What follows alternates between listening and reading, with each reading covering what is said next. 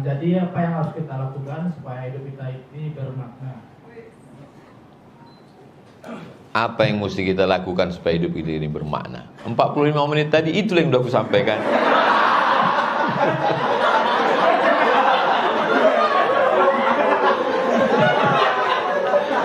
Lalu kemudian ada satu lagi yang bertanya, Ustaz Somad, apa hukumnya kami menyuapkan babi? Jadi dia kerjanya nyuapkan makanan, dan makanannya itu babi. Saya bilang, kenapa nggak pulang? Ini babi ini haram. Kami nggak makan Pak Ustaz, cuma nyuapkan aja. Khawatir saya kalau kita meninggal tak sempat jumpa, macam meninggalnya sahabat kami. Alhamdulillah kita udah ketemu 2 tahun, nggak meninggal-meninggal.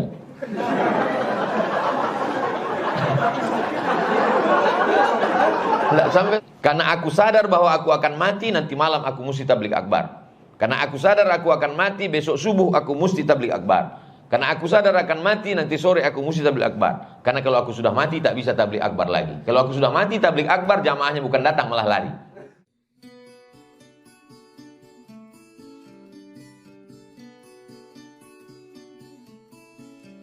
Assalamualaikum warahmatullahi wabarakatuh. Saya sedang berada di tanah wakaf, diwakafkan oleh orang yang baik karena Allah SWT, tak ada kepentingan apapun. Letaknya strategis di tengah kota Pekanbaru, dekat akses ke semua lini. Lalu kemudian bentuknya L dari depan, kemudian belok ke kanan. Di depan nanti akan ada ruko produktif, bisa disewakan, dipakai hasilnya untuk pendidikan kita yang gratis. Lalu kemudian di tengah ada hall tempat pertemuan, bisa dipakai untuk kajian, bisa disewakan, hasilnya juga dipakai untuk produktif. Karena yang ada di Palas itu adalah semuanya free, gratis anak-anak kita. Supaya kita tidak mengemis minta-minta, salah satu pemasukannya adalah dari tempat ini. Kemudian belok ke kanan, ini preschool, kindergarten, pendidikan anak-anak usia dini, supaya mereka dari kecil sudah dibiasakan dengan pendidikan yang Islami, Qur'ani. Mari kita support pembangunan lembaga Yayasan Tabung Wakaf Umat ini dengan mentransfer ke Bank Syariah Indonesia, nomor rekeningnya 6-nya 9 kali, 666 666 atas nama Yayasan Tabung Wakaf Umat. Jangan lupa sertakan kode transfer 23 di akhir nominal transfer. Konfirmasinya ke nomor ini, nomor admin yayasan 0852 6541 6060. Ini tidak ada pemiliknya. Pemiliknya Allah Subhanahu wa taala. Yang kau wakafkan itulah yang akan menjadi kekal amal jariah sampai hari kiamat. Berkah selalu. Assalamualaikum warahmatullahi wabarakatuh.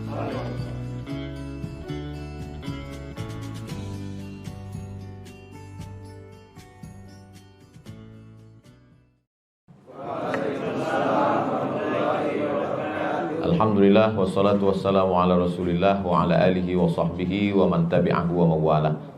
Subhanaka la ilma lana illa ma 'allamtana innaka antal alimul hakim. Rabbi shrah li sadri wa yassir li amri wa hlul 'uqdatam min lisani yafqahu qawli.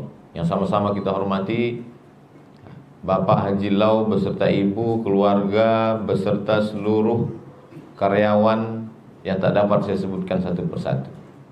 Yang sama-sama kita hormati Ketua Pembina Yayasan Tabung Wakaf Umat Al-Mukarram Ustadz Tatang Yudiansah, Ketua Pengurus Yayasan Ustadz Al-Nafdinar beserta Ustadz Jamal dan rombongan. Insya Allah semua kita dimuliakan Allah Subhanahu wa ta'ala. Saya senang sekali pada pagi hari Jumat yang penuh barokah ini bisa bersama dengan keluarga besar Lau Star Collection. Star, bintang, cahaya, terang benderang. Kalau Tuhan pergi ke kota Padang, jangan lupa menginap agak 2 malam.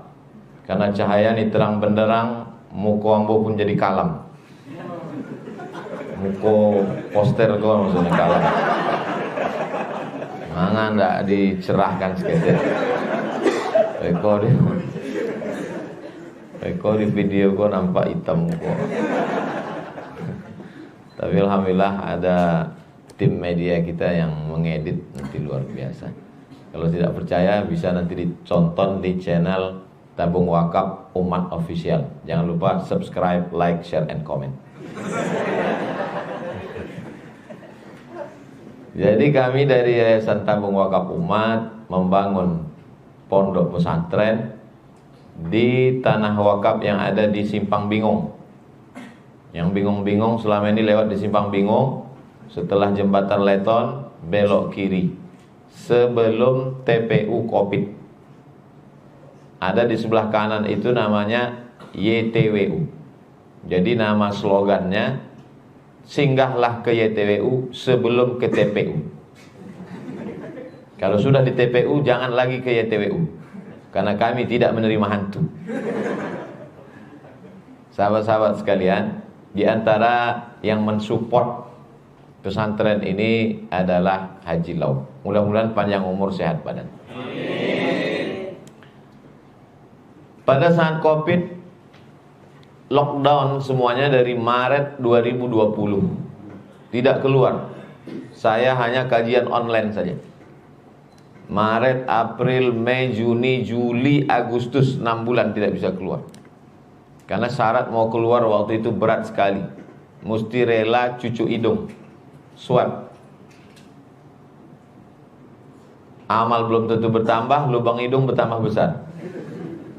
Akhirnya kita pun kumpul bersama-sama sebanyak 35 orang, lahirlah yayasan tersebut. Jadi asa antakrahu syai'an, boleh jadi kau benci sesuatu, wa yaj'alallahu fihi khairan katsira. Tapi di balik yang tidak kita suka itu, di balik kebencian itu ada hikmah yang luar biasa. Hikmah dari Covid itu bagi kami kawan-kawan sahabat-sahabat adalah terbentuknya Yayasan Tabung Wakaf Umat. Tanggal 6 bulan 6 2020. Dan sekarang sudah bulan 6 2022. Jadi tanggal 6 bulan 6 itu ulang tahun Yayasan Tabung Wakaf Umat. Di balik kebencian, di balik musibah, di balik ketidaksukaan ada hikmah yang luar biasa.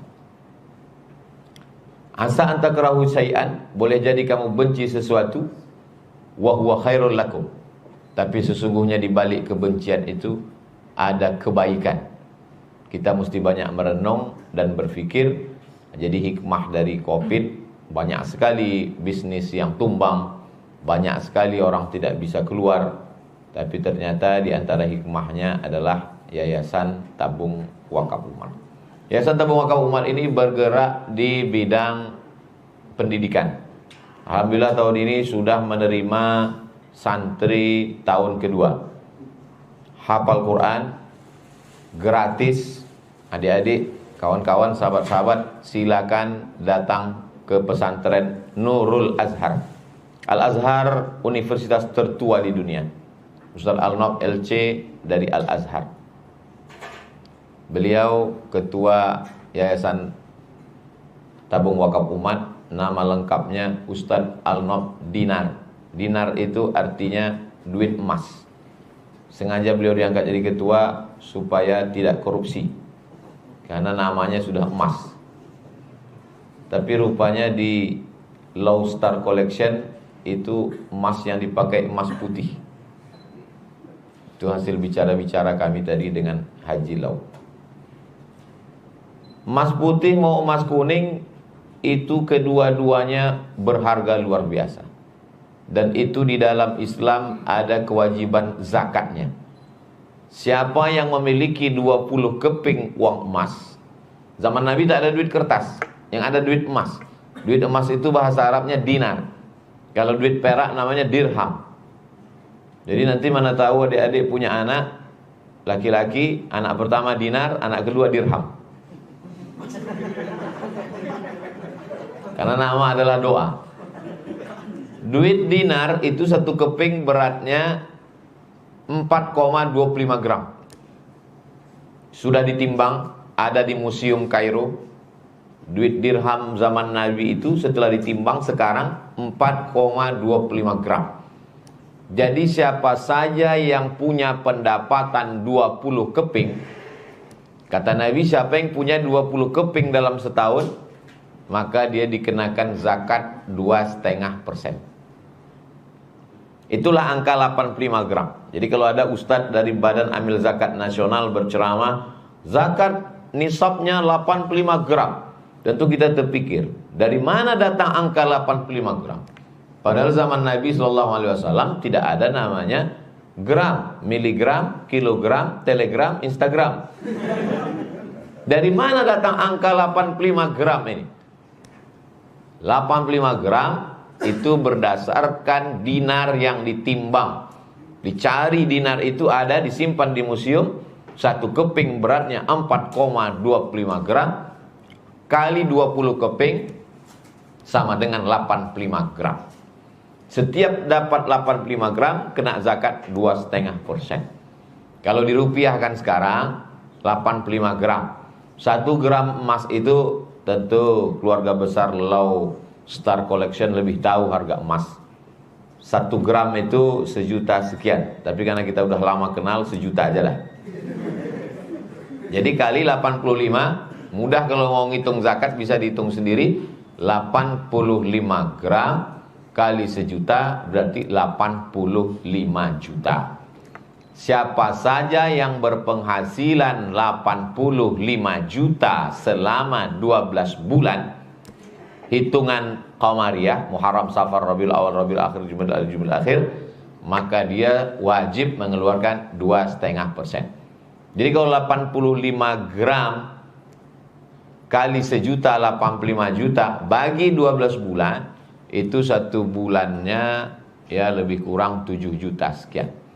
Jadi bagi keluarga besar Lau Star Collection 7 juta itu upil-upil aja tuh. Karena berdasarkan bisik-bisik kami dengan Haji Lau tadi sebentar, walaupun beberapa menit sementara kata sambutan tadi, Ustaz Somad, pegawai-pegawai kami ini itu gajinya itu bukan per bulan, per hari, bahkan per detik.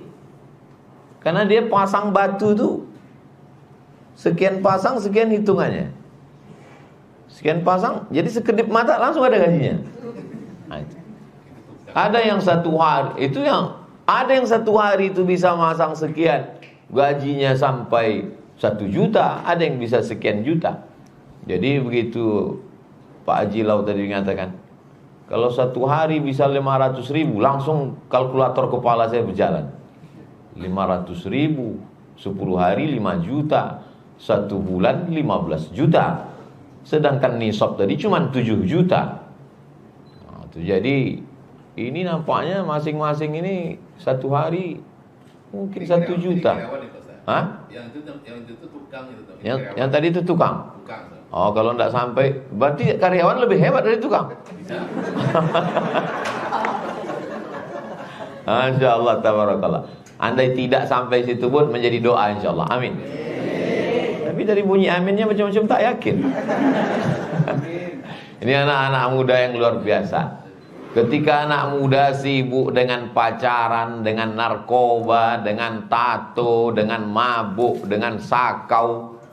Kemarin saya dikirimi video anak muda umur 21 tahun stroke gara-gara begadang. Ada anak muda yang punya pekerjaan, punya penghasilan, ganteng-ganteng, berzakat. Kebetulan bersama kita ada ketua Amil Zakat Tua, anggota Badan Amil Zakat Nasional Provinsi Riau, Ustadz Jamal. Jadi yang di sini yang pakai peci merah ini cuma kami bertiga. Nah, ini yang merah ini berarti isi kepalanya duit aja. Zakat ketua yayasan sama yang ceramah. Tapi alhamdulillahnya yang dipikirkan ini, Sumando, Sultan Bagindo. Tapi insya Allah yang dipikirkan ini macam mana anak-anak ini biar supaya sekolah gratis itu. Alhamdulillah tahun ini sudah diterima, sudah ditutup penerimaan tahun kedua, tahun ke depan tahun ketiga. Lalu kemudian berpikir nanti akan melanjutkan tanah wakaf yang di Jalan Bakti untuk preschool. Lalu kemudian ada lagi 2 hektar yang di Palas untuk sekolah yang sifatnya produktif, yang sekarang ini konsumtif karena tidak berbayar. Ternyata banyak masyarakat Pekanbaru yang berminat. Anak kami mau masuk ke sana juga Pak Ustadz. Kata Ustadz Al-Nof, syaratnya berat Bu. Apa syaratnya? Mesti yatim, bapaknya ninggal dulu. Oh, kami mau yang berbayar, kami bukan duafa, kami bukan tak mampu. Kalau gitu kita akan buat yang berbayar. Jadi alhamdulillah Yayasan Tabung Wakaf Umat ini berkembang terus. Dan ini milik umat, bukan milik Ustadz Anob, bukan milik Ustadz Jamal, bukan milik Ustadz Tatang, bukan milik Ustadz Somad, tapi milik umat. Maka disebut dia dengan Yayasan Tabung Wakaf Umat. Mudah-mudahan adik-adik, kawan-kawan, sahabat-sahabat semua nanti ada kesempatan silakan datang ke sana, melihat-lihat mana asramanya, mana tanya ke Ustadz Al-Nob, mana pintu asrama yang perlu kami support, mana ruang guru, mana kelas, mana berapa sak semen. Saya senang sekali nanti mendapat laporan dari Ustadz Al-Nob. Alhamdulillah setelah Ustadz Somad kemarin ketemu dengan keluarga besar Low Star Collection, banyak anak-anak muda itu datang kemari bertanya tentang semen, batu bata, batu kerikil. Ada yang bantu Ustadz Al-Nob? Enggak, nanya-nanya aja. Karena sesungguhnya itulah yang akan menjadi masa depan kita di akhirat nanti. Memang sulit untuk bercerita. Saya juga tidak mau bercerita mati kepada anak-anak muda. Karena beberapa anak muda saya coba tanya-tanya, kenapa kalian anak-anak muda nih kurang suka pengajian? Sebetulnya kami mau ngaji Pak Ustadz. Kami mau bercerita, Ustadz itu cerita tentang masa depan, tentang planning ke depan. Tapi kebanyakan ustaz-ustaz ini ceramah, kami udah semangat, dia cerita malam pertama di alam kubur. Kami maunya bagaimana menata masa depan kami. Nah, itu. Jadi satu fase kehidupan anak muda adik-adik sudah selamat. Bayangkan kemarin saya acara online dengan saudara kita yang kerja di Jepang.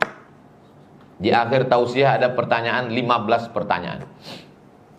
Pertanyaannya, yang satu tanya, Ustadz Somad, apa hukumnya saya selama 2 tahun gak pernah sholat Jumat? Saya tanya, kenapa ente gak sholat Jumat? Karena masjidnya jauh sekali, dan kami sebagai karyawan tidak dibenarkan untuk keluar lebih dari 1 jam. Jadi selama dia kerja itu gak pernah sholat Jumat.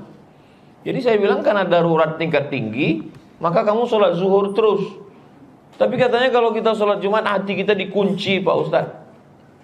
Itu hadisnya, man tarakal jumu'ata salasa marratin. Siapa yang tidak sholat Jumat 3 kali berturut-turut tahawunan, karena sepele, karena menyepelekan sholat Jumat, taba'allahu ala qalbi, hatinya terkunci, dicap, distempel, sebagaimana kertas amplop surat distempel, tak bisa tertutup lagi, tak bisa dibuka lagi. Jadi kalau satu sisi dia sedang bertanya masalah fikih, yang ditanyakannya itu fikih. Tapi setelah acara itu saya berpikir, ini meninggalkan kampung halaman, merantau jauh, naik pesawat sekian jam, hanya untuk cari makan. Itu kan saudara-saudara kita tuh cari makan, bekerja begitu jauh. Lalu kemudian ada satu lagi yang bertanya, Ustadz Somad, apa hukumnya kami menyuapkan babi? Jadi dia kerjanya menyuapkan makanan, dan makanannya itu babi. Saya bilang, kenapa nggak pulang? Ini babi ini haram. Kami nggak makan Pak Ustadz, cuma nyuapkan aja. Ya, tapi dia tetap haram. Perbuatan itu mungkar. Kami sudah ikatan kontrak sekian tahun. Saya bilang mau tak mau karena sudah terpaksa, suapkanlah. Apa boleh buat? Sambil istighfar dalam hati, astagfirullahaladzim, astagfirullahaladzim. Mau kerja, bawa botol kecil, isi air, campur dengan air tanah. Ambil botol kecil, ambil tanah, masukkan ke dalam, goncang-goncang. Nanti setelah nyuapkan, mana tahu terkena gulai babi, daging babi itu kena ke tangan. Pas mau sholat, cuci tangan 7 kali. Sama istilahnya. 1 kali dengan air tanah. Terserah siraman keberapa. Siraman pertama dengan air cuci, nanti cuci lagi dengan air tanah tadi yang disimpan, masukkan ke tas. Habis cuci lagi. Pertanyaan ini kalau dia biasa-biasa saja susah diingat. Tapi kalau yang unik-unik, apa hukumnya kami sholat tapi nggak bisa menyiram kaki Pak Ustadz? Karena di tempat kami kalau ketahuan nyiram kaki, buka sepatu, apalagi kakinya naik ke wastafel, itu bisa kena peringatan. Saya bilang, belilah khuf. Khuf itu kaos kaki yang terbuat dari kulit, pakai resleting, tertutup sampai mata kaki. Pagi pas mau kerja, wuduk dulu, Setelah wudhu pakai itu khuf. Nanti selama 24 jam kalau mukim musafir 3 hari 3 malam, boleh nanti pas wudhunya kakinya nggak usah lagi disiram, cukup diusap saja. Basahkan kaki, lalu kemudian usap bagian atasnya, bagian bawahnya tidak usah. Jadi walaupun pertanyaan mereka tentang mengusap kaki, walaupun pertanyaannya tentang sholat Jumat, walaupun pertanyaannya tentang babi, tapi kesimpulan dari cerita saudara kita itu adalah mereka merantau jauh, kontrak kerja 2 tahun hanya untuk cari makan, susah. Kadang kita kalau kita tidak banding-bandingkan dengan orang lain, kita merasa kitalah yang paling susah. Padahal sesungguhnya kalau kita bandingkan nikmat Allah sama kita ini luar biasa.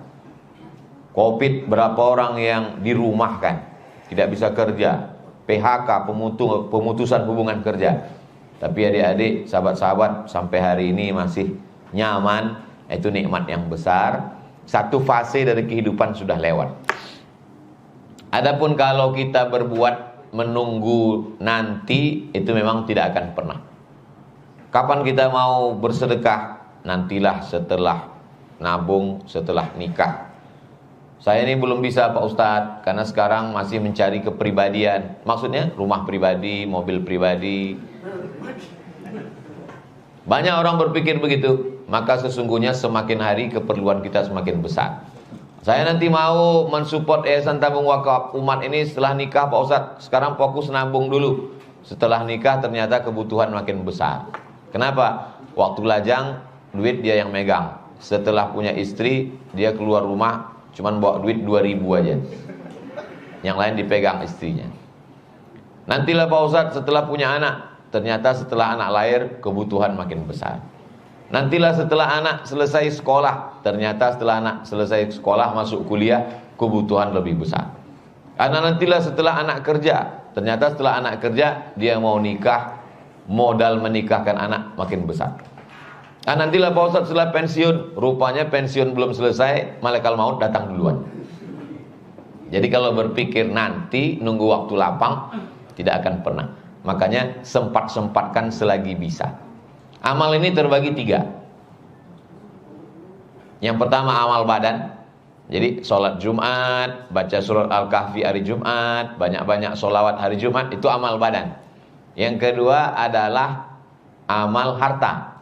Zakat, wakaf, infak, sedekah, wasiat, hibah, ghanimah.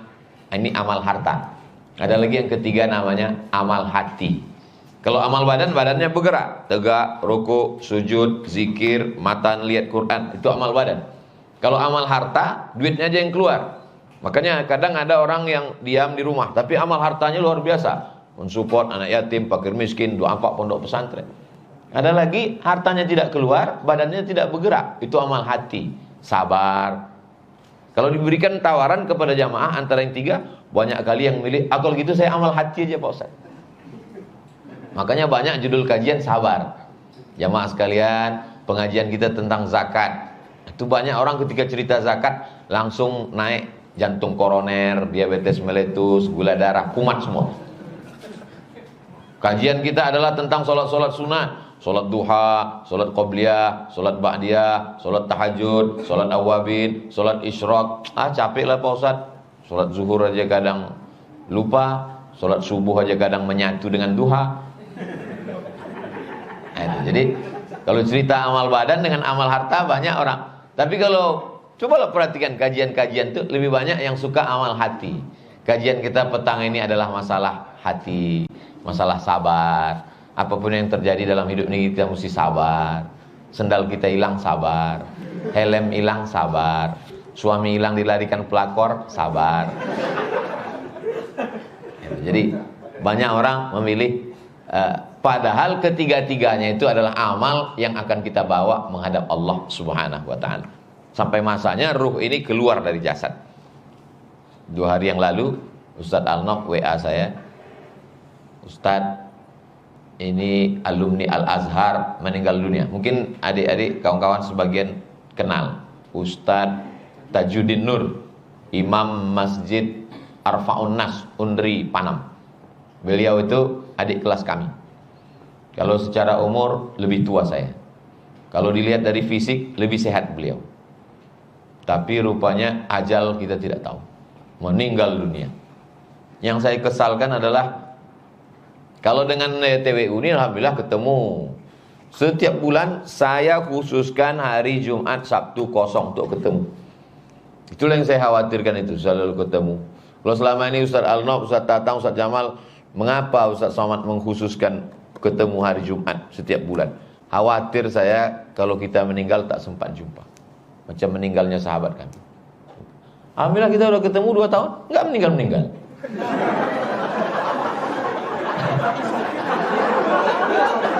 Enggak, sampai sekarang di antara TWU ini belum ada yang meninggal. Itulah yang saya kesalkan itu. Kenapa saya tidak datangi kawan-kawan? Kenapa kemarin tidak membuat halal bihalal? Oh iya, tidak buat halal bihalal. Enggak buat halal bihalal. Kalau halal bihalal kan ketemu. Makanya tadi waktu sampai di pintu ada yang ngajak saya foto di pintu tadi. Begitu sampai, Ustaz Somad foto sebentar. Saya selalu husnuzon. Kenapa jamaah ini banyak ngajak foto? Supaya kalau pas saya meninggal, dia ada alat untuk posting. Dia posting, habis itu dia lingkari innalillahi wa inna ilaihi raji'un. Habis itu yang di bawah komen langsung amin, amin, amin, amin, amin, amin. Paling tidak kita didoakan orang. Tinggalkan kenangan yang baik. Kita mungkin tidak hafal Quran. Saya tak hafal Quran. Dulu memang di Al-Azhar wajib. Tanya Ustaz Al-Nob, wajib ngapal Quran 8 juz. Tahun pertama 2 juz, tahun kedua 2 juz, tahun ketiga 2 juz, tahun keempat 2 juz. 8 juz, lulus baru pulang.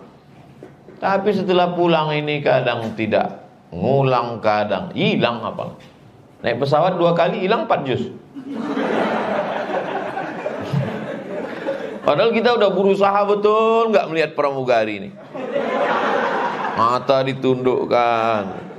Tapi dia nyapa juga. Bapak mau nomor berapa? Udah jelas nomor itu sudah. Kita duduk, begitu duduk, datang lagi dia menyapa. Ikat pinggangnya, seat beltnya belum dipasang. Datang lagi, mau minum apa? Kata dia. Minum teh, gitu. Kita belum serambir cepat kan? Dia tanya lagi, teh pucuk apa teh daun? Mau dingin apa hangat? Gitu. Mau di gelas, cepat aja lah, haus kali ini. Lalu dia pergi. Mau tak dilihat kita punya mata, mau dilihat berdosa. Jadi kalau dipaksakan hidup ini terus bersemangat bekerja, kita tidak tahu dan kita akan mati membawa apa. Insya Allah 3 amal ini kita bawa. Amal badan sudah, amal harta sudah, amal hati, merasa cukup dengan pemberian Allah. Saya terus terang sampai sekarang tak ada lagi keinginan-keinginan untuk itu, untuk ini, untuk itu. Cukup. Kalau dulu memang mau selesai S1. Begitu selesai S1 nanti mau S2. Habis S2 nanti saya mau S3. Habis S3 mau profesor. Habis sudah. Habis sudah. Datuk Sri Ulama Setia Negara Profesor Dr. Haji Abdul Somad LC, DSD, PhD. Yang tinggal satu lagi belum, almarhum. Jabatan-jabatan itu pun tak terlalu menggiurkan. Jadi yang dipenuhi kepala saya ini sekarang, bagaimana supaya anak-anak ini bisa sekolah gratis. Makannya, pakaiannya, gaji guru. Lalu kemudian setelah anak-anak ini tamat nanti minimal dia mesti S1. Jangan sampai hanya sekedar hafal Quran, tamat pondok enggak S1. Mana tahu dia nanti bisa jadi caleg, anggota legislatif, bisa memperjuangkan 20% anggaran pondok pesantren di sidang paripurna. Mana tahu di kampungnya nanti ada pemilihan kades. Setelah jadi kades, dia jadi calon bupati, wali kota. Dia akan menjadi penghafal Quran. Dia buat program satu kabupaten pengentasan buta huruf Al-Quran. Tidak boleh nyambung dari SD ke SMP sebelum punya ijazah buta huruf Al-Quran. Tidak boleh menikah sebelum punya ijazah buta huruf Al-Quran. Jomblo-jomblo tahankan. Nah, jadi dakwah ini berkesinambungan. Jadi yang ada di pikiran kami ini sekarang, bagaimana supaya anak-anak ini tamat pesantren bisa S1. Kita carikan kampus mana yang beasiswa. Dan setelah dia tamat S1 nanti bagaimana supaya dia pulang ke suku Akit, ke suku Talang, ke suku Anak Dalam, ke suku Laut, ke suku Sakai. Di sana juga dibuatkan pondok. Lalu kemudian gaji pokoknya. Seperti kita bisa menggaji sekarang anak-anak di Bagan Benio 2,5 juta, 2 juta. Dibuatkan kelasnya. Dibuatkan rumah dinasnya Supaya jangan sampai dia pulang nanti menumpang di rumah mertua, hilang harkat martabat kehormatan harga dirinya. Jadi begitu bangganya pulang, aku S1, murid Ustaz Abdul Somad. Alah kau numpang rumah bapakku, kata istrinya. Nah, jadi ini pikiran kita semua. Jadi pikiran kita ini, otak kita ini, kalau kita tidak ajak dia untuk memikirkan agama, dia akan memikirkan yang lain. Saya senang sekali pengajian ibu-ibu, pengajian bapak-bapak. Ibu-ibu, saya bilang, kalau pikiran ibu-ibu tidak diajak untuk berpikir bagaimana memikirkan pesantren, anak yatim, doa apa, gratis, tahfiz Quran, maka pikiran ini nanti akan berpikir untuk yang lain-lain. Maka jangan heran kalau kita pergi melihat ke mall di mana melihat orang yang pakaian norak, aksesoris. Itu karena pikiran itu tidak diajak untuk memikirkan agama. Akhirnya dia ingin terus. Rambut sudah dicat satu warna, ingin 3 warna, merah, kuning, kelabu. Anting sudah dipasang kanan kiri, mau pakai anting, di sini pasang anting, di sini pakai anting, bibir pakai anting. Bibir dia pakai anting, bibir kita pula yang bergetar. Karena otak ini akan berpikir terus. Tidak bisa otak ini dihentikan. Jadi sebenarnya orang pakai narkoba itu untuk apa? Untuk menghentikan otak. Karena otak ini berpikir lelah dia. Akhirnya karena lelah dia mau berhenti. Akhirnya itulah pergi orang. Semakin besar kota, semakin sibuk pikiran manusia, maka lelah. Keluar dari rumah sebelum masuk ke tempat kerja udah lelah duluan. Kenapa? Macet. Macet, lampu merah, maki-maki. Memangnya kalau kamu maki berubah merah itu jadi hijau? Enggak kan? Dia tetap merah. Lalu kemudian setelah itu lewat. Belum lagi lewat lampu merah, sedang stres, terlambat. Datang lagi orang ngetok-ngetok di sebelah. Bapak, tisunya pak. Tisu belum selesai, datang lagu. Lagu baru 2, duitnya udah datang, minta. Karena kita merasa terganggu, langsung kita kasih. Datang satu lagi menyusul.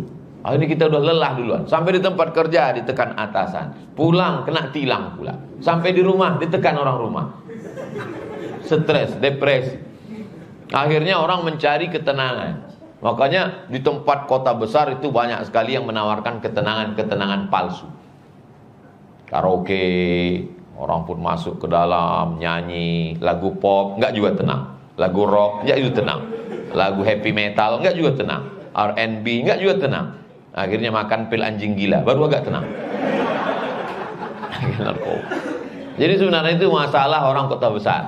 Lalu kemudian ditawarkan pula rumah-rumah spiritual yang bebas akses, tidak hanya agama. Apapun agama Anda, solusi Anda adalah rumah spiritual.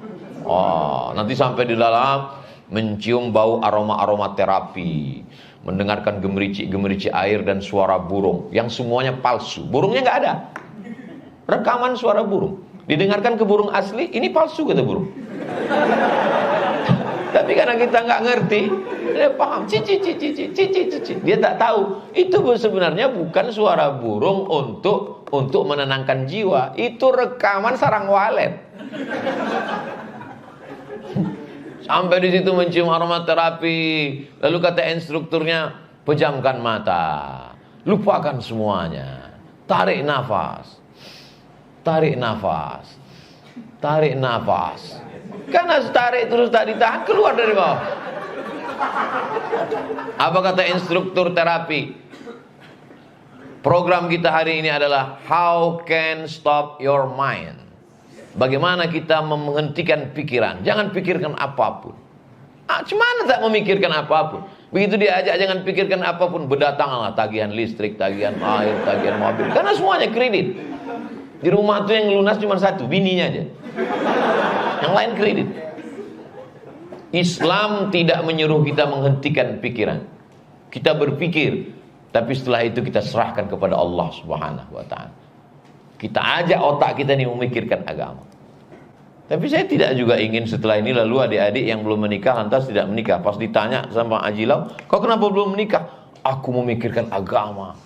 Sampai tidak sempat memikirkan dia. Kata Haji Lau, enggak segitunya juga kali. Jadi memikirkan orang rumah juga itu bagian dari agama. Karena menikah itu dalam hadis, man tazawwaja, siapa yang menikah, faqad istakmala nisfal iman.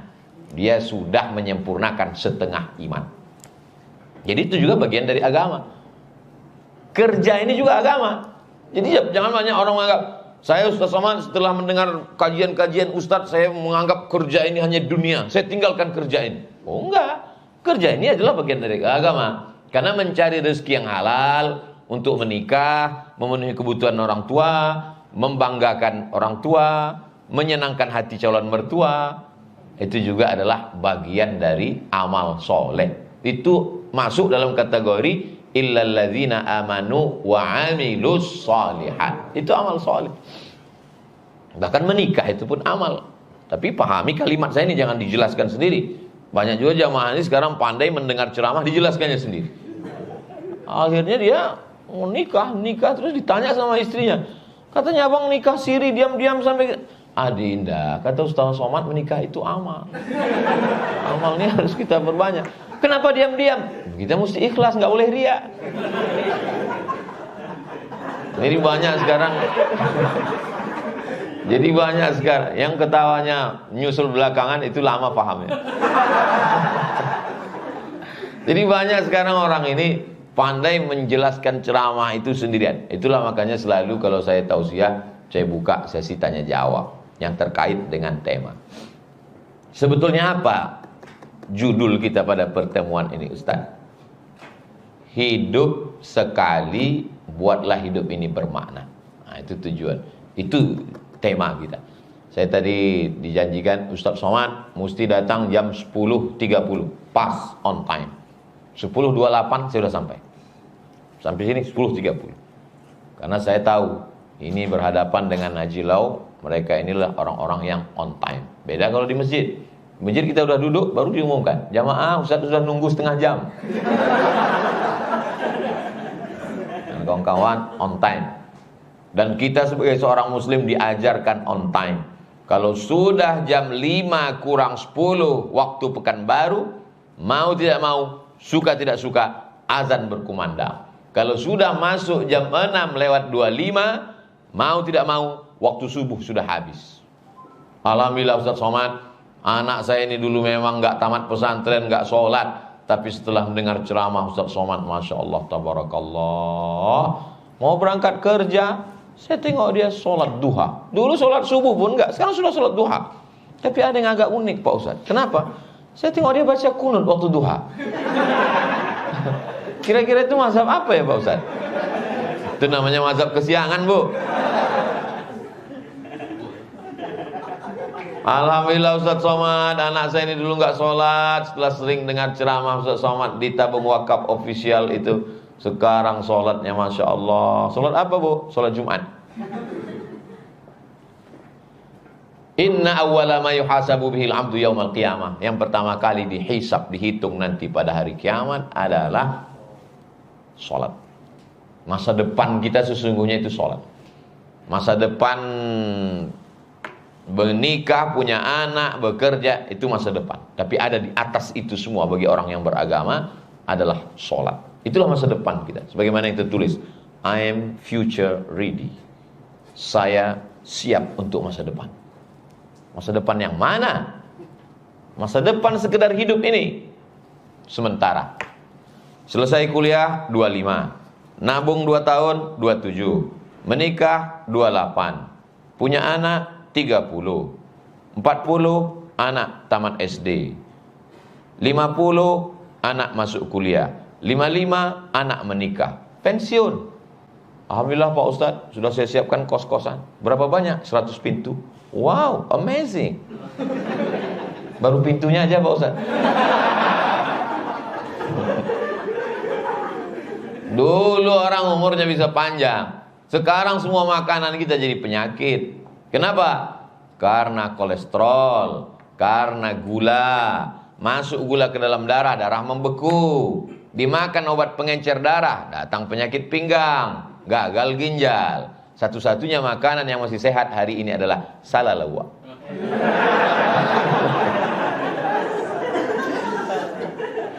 Sehat, bergizi. Jadi masa depan kita adalah yang kita tanam waktu sekarang. Bersyukurlah punya komunitas, punya atasan, punya pimpinan yang tidak hanya memperdulikan gaji, insentif, tapi memperdulikan akhirat. Kalau dia sudah tak peduli akhirat kita, kau mau sholat, mau tak sholat, mau berzina, mau mabuk, bukan urusan saya. Oh, na'udzubillah. Kenapa kami dihadirkan pagi ini? Karena Haji Lau peduli dengan masa depan adik-adik. Kalau selama ini adik-adik, kawan-kawan sudah mendengar dari radio, dari TV, kuat. Semakin ketemu, makin kuat. Makin yakin bahwa setelah kini kita akan bersemangat bekerja, semangat untuk mencari nafkah, semangat untuk menolong agama, yang pada akhirnya kita akan menghadap Allah SWT. Kalau dilihat saya dengan adik-adik sekalian, jelas usia kita jauh. Saya lahir bulan Mei tanggal 18 77. Sekarang 2022, umur udah 45. Jadi kalau mungkin beda kita setengah umur. Kalau saya dengan adik-adik sekarang dilihat mana di antara kita yang lebih dulu saya. Maksud saya lebih dulu mengiringi jenazah adik-adik sekalian. Umur kita tak tahu. Siapa yang lebih dulu kita tak tahu. Jadi dengan mengingat mati itu bukan membuat kita menjadi santai, loyo, letoy, lemah, lesu, lunglai. Saya tidak mau juga setelah tausiah ini adik-adik besok ditanya sama Haji Lau, mana pegawai-pegawai kita? Semuanya sudah berharap mati. Kehadiran Ustaz Somad merusak etos kerja. Nah, ini semua adalah mengingatkan kita bahwa kita akan mati menghadap Allah. Mengingat mati itu membuat kita jauh dari perbuatan dosa. Kalau ada orang yang macam-macam pikirannya, mau buat jahat, mau berzina, na'udzubillah. Kemarin saya baca berita, anak muda umur 23 tahun meninggal di ruang kos-kosan sama pacarnya. Bayangkan itu malu. Yang laki-laki meninggal, pacarnya turun ngasih tahu ke penjaga kos-kosan, Pak tengok di atas, rupanya sesak napas, langsung meninggal. Mati, keluarga malu, luar biasa. Nah, ini semua menjadi bekal, menjadi pikiran. Ceramah saya ini boleh dipotong-potong. Nanti kalau ada yang pandai memotong, dipotongnya cerita tentang mati tadi. Kirimkan ke grup-grup kawan-kawan yang masih belum tobat. Kirimkan judulnya mati. Boleh diedit, tapi jangan sampai menimbulkan fitnah.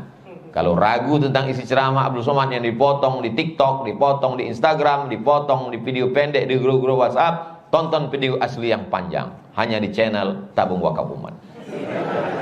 Iklan itu memang mesti 2 kali, di awal sama di akhir. Lebih kurang 45 menit. Tadi jam setengah 11, sekarang jam 11.15. Ceramah saya di mana-mana 60 menit. 45 menit tausiah, 15 menit tanya jawab. Memang saya buat begitu karena banyak orang yang bingung mendengar ceramah. Mukanya bukan karena memikirkan ceramah, dia mikir kapan ceramah ini selesai. Tapi orang yang dengarkan ceramah saya, dia tahu Ustaz Somad ceramah pasti 60 menit, walaupun botolnya tidak 600 ml, tapi tetap 60 menit. Di antara yang diinginkan manusia adalah kepastian. Kita pasti mati. Masalah matinya kapan, tak ada yang tahu pasti. Kapan tausiah ini berakhir? 60 menit akan berakhir. Orang ingin kepastian. Seperti adik-adik juga ingin kepastian. Hubungan kita ini sebenarnya mau dibawa kemana? Tapi dunia ini tak ada yang pasti. Kenapa? Karena semuanya serba gonjang-ganjing. Yang katanya pasti kaya, rupanya tak kaya. Yang katanya pasti sehat, rupanya penyakitan. Yang katanya pasti sukses, masukkan anak Anda ke universitas ini, pasti sukses, tamat pengangguran. Satu-satunya yang pasti adalah mati. Maka siapkanlah bekal menghadap Allah Subhanahu wa ta'ala. Itu yang dapat saya sampaikan. Banyak kata-kata saya ini tidak tepat, menyinggung perasaan, tak berkenan di hati. Saya mohon maaf. Aku qouli hadza astaghfirullah li wa lakum. Kalau ada yang mau ditanyakan, saya akan jawab. Pertanyaannya boleh terkait ini, boleh yang lain, tapi yang kira-kira menambah amal. Pertanyaan yang menambah amal. Adapun pertanyaan yang tak menambah amal, tak usah. Sama saya mau nanya, apa pertanyaannya? Kira-kira nanti kalau kita ke bulan kiblatnya kemana? Tak menambah. Wallahu a'lam. Assalamualaikum warahmatullahi wabarakatuh.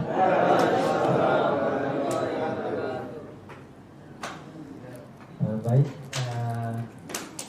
dari teman-teman, rekan-rekan kita, seperti disampaikan Ustaz tadi,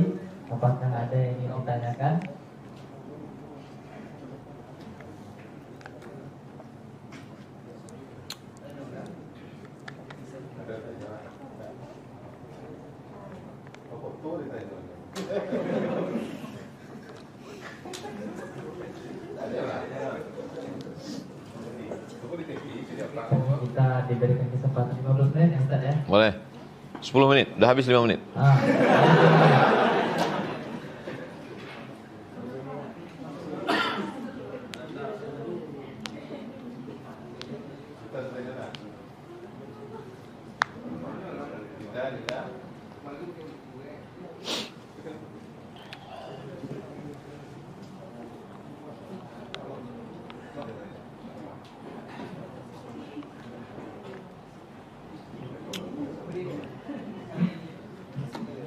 Assalamualaikum warahmatullahi wabarakatuh. Waalaikumsalam warahmatullahi wabarakatuh.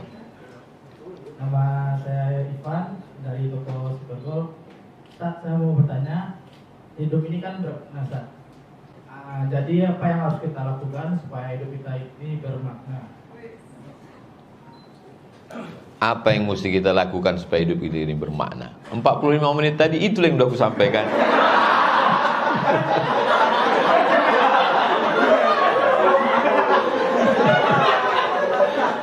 Kita mesti beramal.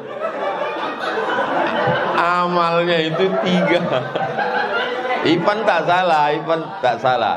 Dia mau penekanan lebih tajam lagi.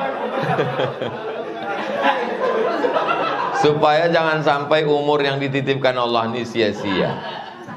Rumah ke mall, rumah kerja, rumah kongko-kongko, rumah mabuk, rumah sakau, rumah pacaran mati. Itu kan sia-sia. Jadi kata Ipan, bagaimana supaya hidup ini bermakna Ustaz? Isilah kesempatan ini dengan 3. Ibarat kita dapat iklan. Anda belanja ke mall ini dari jam 1 sampai ke jam 3, bebas ambil apa saja. Lalu kita pun bawa karung.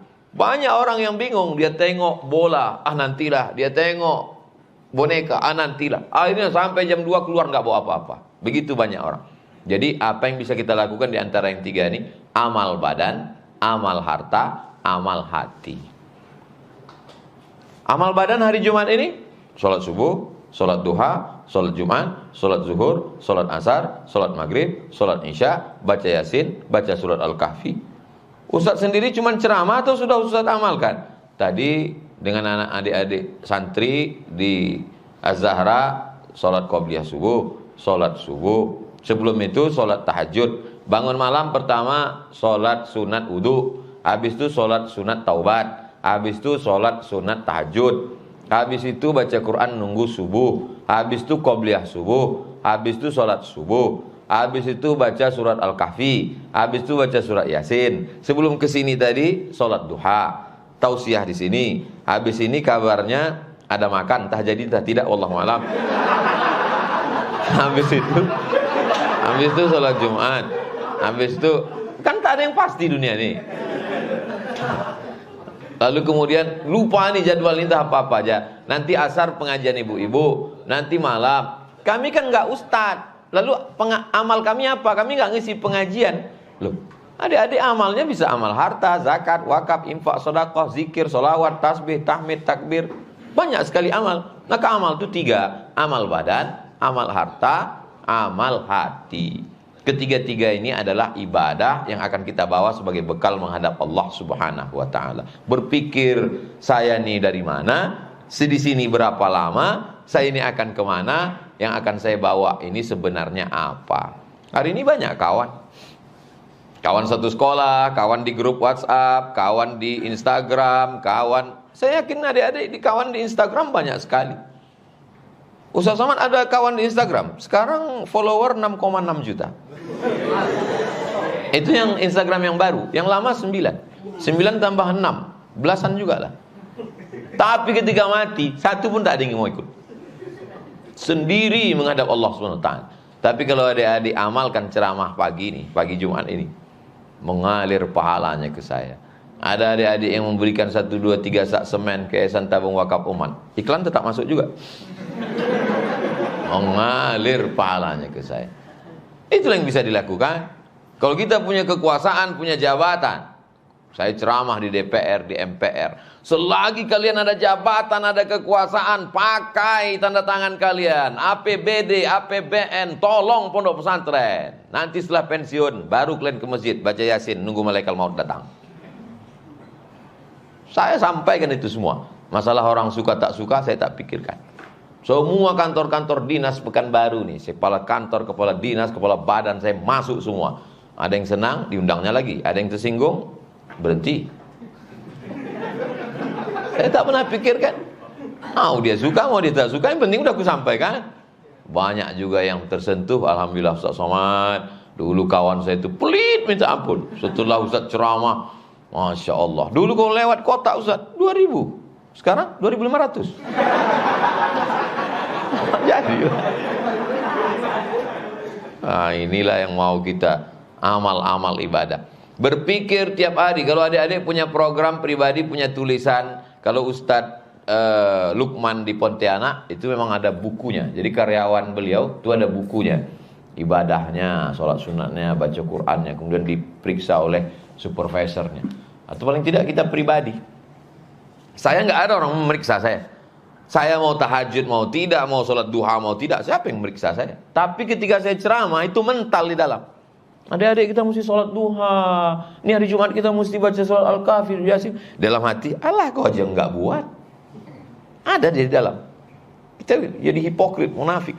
Maka sebelum saya sampai itu, saya buat dulu. Supaya dia tidak nendang ke dalam. Supaya saya waktu saya nyampaikannya, saya plong. Nah ini adik-adik sekalian. Tapi kami kan masih muda Pak Ustadz. Malaikat maut datang nggak ngeliat akte kelahiran. Berapa banyak? Cobalah berdiri di bawah pohon kelapa. Ini pohon kelapa, duduk di bawah. Coba tengok yang jatuh ke bawah.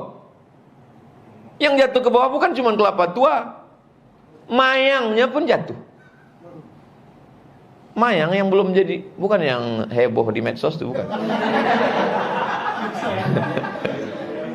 Jangankan kelapa tua, jatuh semua. Makanya kata pepatah orang Melayu, mumbang jatuh, kelapa pun jatuh. Mumbang itu kelapa muda yang busuk jatuh. Coba renung-renung, pikir-pikir, berapa banyak teman kita yang sama-sama ibunya mengandung, ibu kita juga mengandung, kita lahir, dia meninggal. Berapa banyak kawan SD kita sama-sama besar, meninggal. Sepupu saya sama-sama sebaya, sama-sama jalan, sama-sama nonton layar tancap, sama-sama pulang kampung, sama-sama mencari durian di pondok durian. Dia mandi di sungai, terpleset, meninggal. Saya masih hidup sampai sekarang. Kenapa Allah masih hidupkan aku?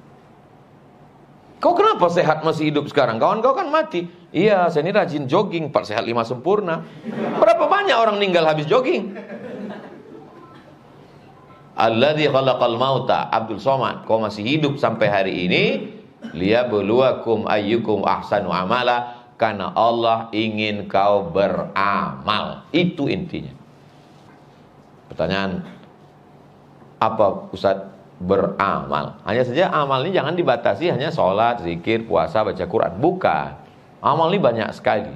Amal badan, amal harta, amal hati. Tiga-tiganya dapat. Lewat di jalan, nampak cewek cantik, tundukkan pandangan. Itu amal harta.